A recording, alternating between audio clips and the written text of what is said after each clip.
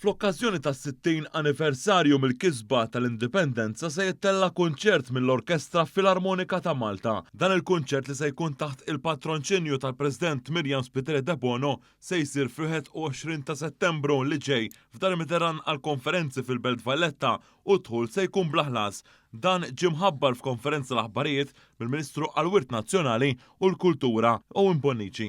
Hawnhekk ġie spjegat li fid-dawl ta' dan l-anniversarju il-Fondazzjoni Ċelebrazzjonijiet Nazzjonali ħejjiet dokumentarju speċjali. Iċ-Chairman ta' Festivals Malta Aron Zara tkellem dwar l-aspett edukattiv u aċċessibbli fir-rigward ta' dawn iċ-ċelebrazzjonijiet, semma fost oħrajn li mill-ġdid qed jintwera wkoll il-filmat ta' Jum l-Indipendenza fuq l-istazzjonijiet televiżivi lokali li kien parti minn kampanja edukattiva imtella minn Festivals Malta.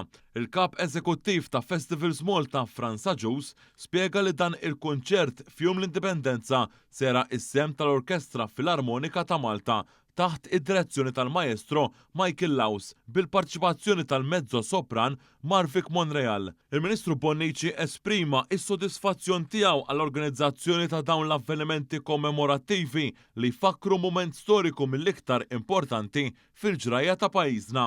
Sostna dwar l-importanza ta' dawn l-avvenimenti li mhux biss ifakru l-modi iżda jgħinu biex il-ġenerazzjonijiet preżenti japprezzaw u jifhmu il-valur tal-għaqda u l-identità nazzjonali.